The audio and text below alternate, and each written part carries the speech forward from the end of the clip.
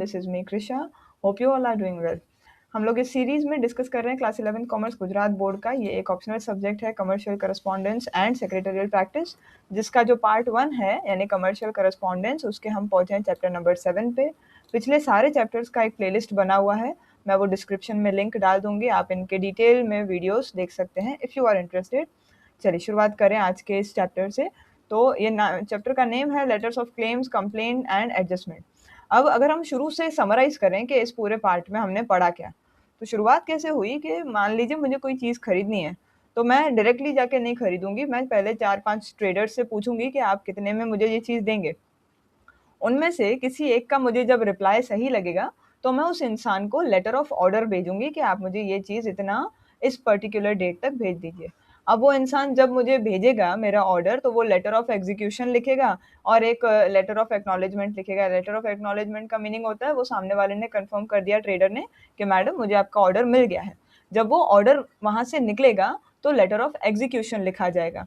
अब मान लीजिए वो माल सामान मेरे पास आ गया, वो जब मेरे पास आया तो मुझे उसमें कोई प्रॉब्लम नज़र आया, उसमें कोई डिफेक्टिव प्रोडक्ट आ गया या कोई चीज़ ऐसी है जो मेरे हिसाब से नहीं है या जो मैंने मंगवाई थी वैसी नहीं है, तो मैं उस सामने वाले इंसान को कंप्लेन करूँगी। ये कंप्लेन लेटर हम इसमें सीखेंगे। दूसरा, अगर मान लीजिए मेरी चीज़ वहाँ वापस भेजी जा रही है तो मैं उससे क्लेम माँगूँगी, यानी जितने मैंने पैसे उसको दिए हैं उतने पैसे मैं वापस करूँगी। और अगर बीच का रास्ता कोई निकलता है तो लेटर ऑफ एडजस्टमेंट लिखा जाएगा, जिसमें या तो चीज़ें रिप्लेस की जाती हैं या कुछ और बीच का रास्ता निकाला जाता है। तो इस चैप्टर में बेसिकली हम आफ्टर सेल्स वाली जो बात होती है कि भई मान लीजिए सेल हो गया, उसके बाद जो होता है उसके बारे में हम जानेंगे और पढ़ेंगे लेटर्स को। शुरुआत करें चैप्टर के इंट्रोडक्शन के साथ, तो साइंस और टेक्नोलॉजी ने बड़ा प्रोग्रेस कर दिया है, साथ साथ में दूसरे सेक्टर्स का भी प्रोग्रेस हो गया है। बिजनेस वर्ल्ड भी अपना स्कोप जो है बढ़ा रहा है। बिजनेस में जैसे जैसे चीज़ें बढ़ रही हैं तो उसमें दिक्कतें भी बढ़ रही हैं। बिजनेस एक्टिविटी इंसान ही करता है, इंसानों के लिए ही करता है, और इसीलिए पॉसिबल है कि हम गलतियां करेंगे, इंसान सारे गलतियां करते हैं। ये गलतियां या तो सेलर करेगा या तो जो बायर है वो करेगा। सेलर से या बायर से कभी गलती नहीं भी हो तो कभी ट्रांसपोर्टेशन में गलती हो सकती है जब चीज़ इधर से उधर जा रही है। तो ऐसी सिचुएशन में क्लेम या कंप्लेन की प्रॉब्लम सिचुएशन क्रिएट हो जाती है। कुछ साल पहले बिजनेसमैन जो हैं क्लेम और कंप्लेन को माथे का दर्द समझते थे। हालांकि पहले ऐसा भी माना जाता था कि ये जो सारे कंप्लेन्स कस्टमर करते हैं ये सारा यूजलेस है, इसका कोई मीनिंग नहीं है, और एडजस्टमेंट जो है वो कंपल्जन से होता था। कंपल्जन यानी जो सेलर बोलेगा वही करना पड़ेगा। लेकिन आज के समय में सेलर और बिजनेसमैन का एटीट्यूड जो है क्लेम और कंप्लेन को लेकर के वो बदल गया। वो ये समझ गए हैं कि जो फेयर कंप्लेंट्स होती हैं उनको हमें जल्दी से सॉल्व करना है, फेयर कंप्लेंट्स को हमें इम्पोर्टेंस देनी है, उन पे ध्यान देना है, और इसीलिए वो खुद सामने से बोलते हैं कि आपको कोई दिक्कत परेशानी हो अपने प्रोडक्ट्स और सर्विसेज को लेकर के तो आप हमें बताइए, you are more than welcome. Customer oriented market आज का हो गया है। आज के मार्केट में सबसे सेंटर में अगर कोई है तो वो है कस्टमर। कंप्लेंट लेटर्स जो हैं इससे हमारा एक पॉजिटिव रिजल्ट आता है। कंप्लेंट लेटर से हमें पता चलता है बीइंग अ सेलर कि हमारी कहाँ कहाँ लूप होल्स हैं, कहाँ कहाँ हमारी भूल है। मैन्युफैक्चरर्स को अपने शॉर्ट कमिंग्स पता चलते हैं कि व्हाटसोएवर देयर फॉल्ट इज, जो भी उनकी प्रॉब्लम्स हैं, जो भी उनका भूल है, और इनको मिटा करके, इनको हटा करके मैन्युफैक्चरर्स कस्टमर्स के सामने एक अच्छा क्वालिटी का प्रोडक्ट लाके रखते हैं। और कुछ ऐसे बिजनेसमैन हैं जो इस लाइन में मानते हैं कि customer satisfaction is our satisfaction, कि अगर हमारा कस्टमर सही रहेगा, सेटिस्फाइड रहेगा, तो हम सेटिस्फाइड रहेंगे, और वो कस्टमर्स का ट्रस्ट जीतने की कोशिश करते हैं। अगर आप कैसे क्या बोल करके कि अगर आप हमारी सर्विस से, हमारे प्रोडक्ट से सेटिस्फाइड हैं तो दूसरों को बताइए, और अगर आप नहीं हैं तो आप हमें बताइए। चलिए, अब क्लेम और कंप्लेन लेटर की ज़रूरत कहाँ पड़ती है, क्यों ये कौन सी ऐसी सिचुएशंस हैं जब क्लेम और कंप्लेन लेटर लिखे जाते हैं। पहला पहला, जैसा हमने ऑर्डर प्लेस करा, सेलर ने डिलीवरी करने में देरी लगा दी तो क्लेम या कंप्लेन वाला लेटर आएगा। गुड्स का जो रिसीव हुए हैं जो गुड्स, उनका वेट अगर मान लीजिए कम है तो क्लेम और कंप्लेन लेटर लिखा जाएगा। जो सेलर ने आपको गुड्स भेजे हैं उनकी क्वालिटी जो सैंपल दिखाया था वैसी नहीं है, इंफीरियर यानी डाउन, उनकी क्वालिटी उल्टा कम है। जो गुड्स हैं वो टोटली जो सैंपल में दिखाए गए थे उससे एकदम अलग है, डिफरेंट काइंड से हैं। ट्रांजिट में, ट्रांजिट का मतलब होता है व्हेन दे आर मूविंग, एक जगह से दूसरी जगह जब गुड्स जा रहे हैं, या तो इम्प्रॉपर पैकिंग के कारण या उस टाइम पे ट्रांसपोर्टेशन के टाइम पे कुछ प्रॉब्लम ऐसा हुआ तो गुड्स जो हैं वो डैमेज हो गए, यानी यूज़ करने लायक नहीं है। इनवॉइस में जो प्राइस है और जो प्राइस जब हमने ऑर्डर प्लेस करते टाइम फिक्स करी थी वो दोनों अलग अलग हैं। वेरिएशन का मतलब क्या हुआ, डिफरेंस है।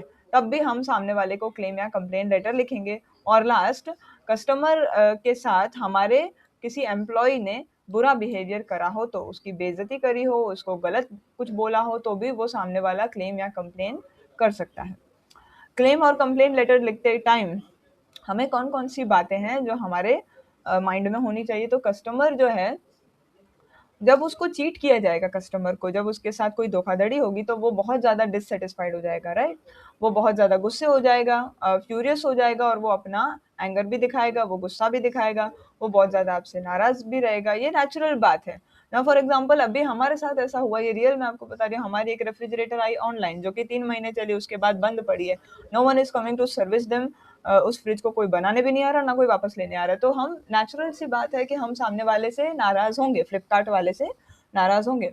ये जो मेंटल स्टेट है हमारा, इसमें जब हम लेटर लिखते हैं तो पॉसिबल है कि हम अपना एंगर उसी लेटर में डाल देंगे, हम अपना गुस्सा पूरा उस लेटर के ऊपर थोप देंगे।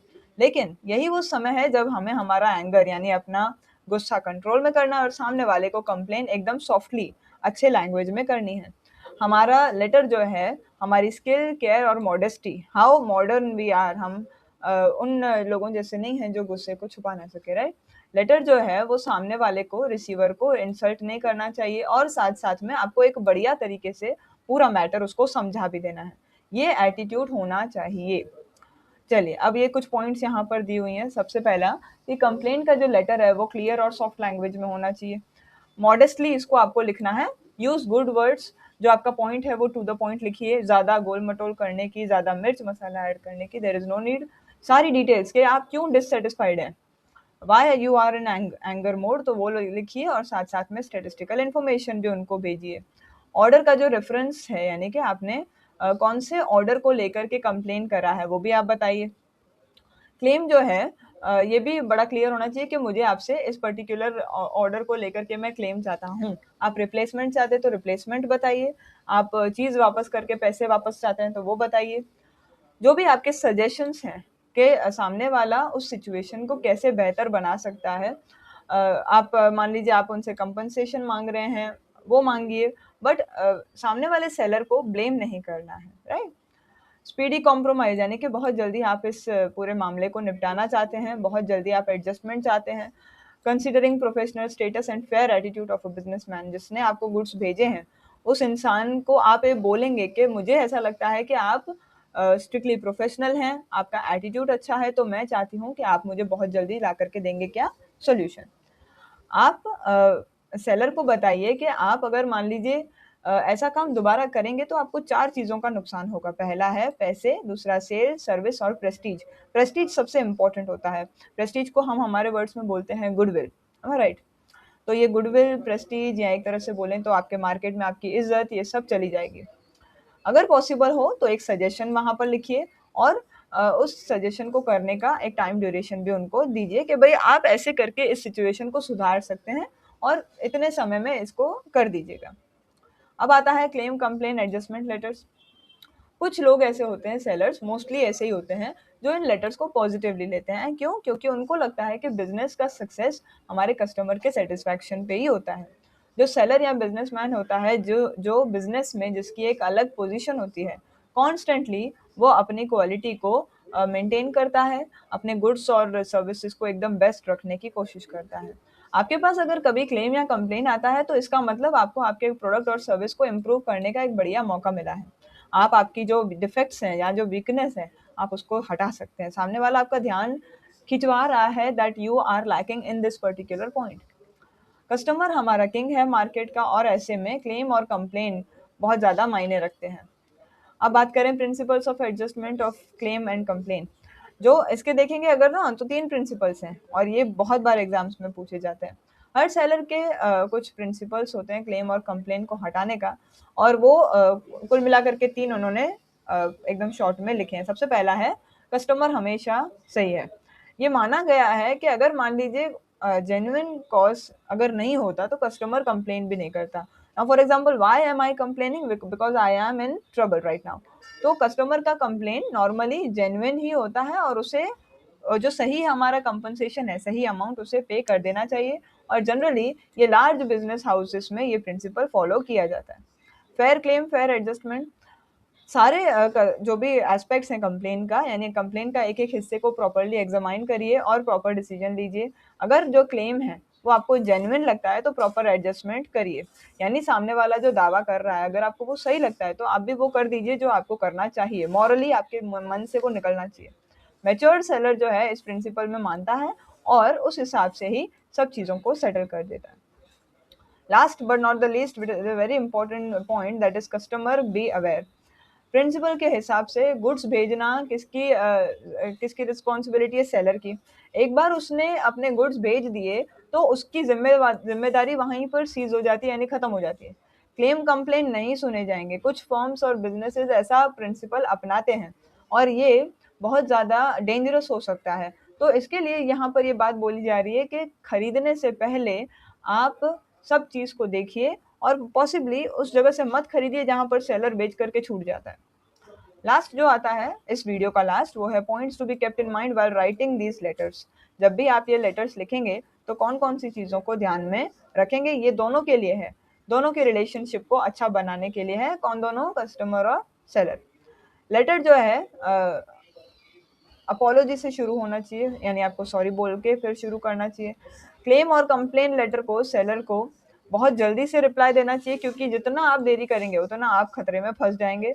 सामने वाले का गुस्सा, उसकी नाउमीदें जो है वो बहुत बढ़ती चली जाएंगी। आप अपने, अगर आपकी गलती है तो उसको छुपाइए मत, सिचुएशन को एकदम क्लियर करिए। जब आप अपनी भूलों को मानते हैं, जब आप अपनी गलतियों को मानते हैं, इवन इन रियल लाइफ चीज़ें आधी अपने आप सॉर्ट हो जाती है।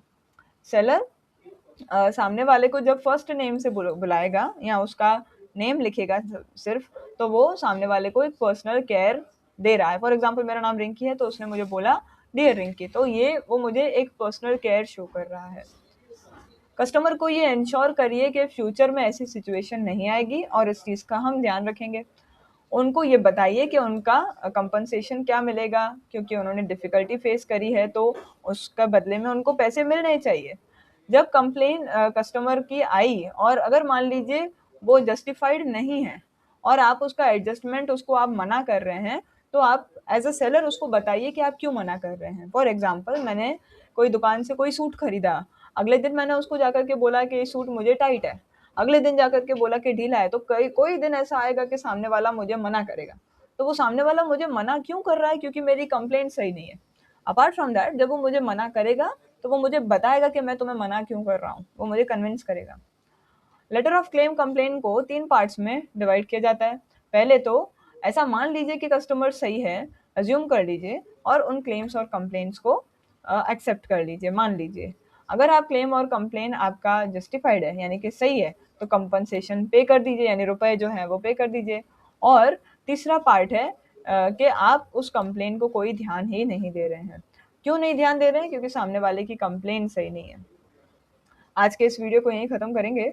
नेक्स्ट यानी कि पार्ट 2 में अपने मॉडल लेटर्स को उठाएंगे।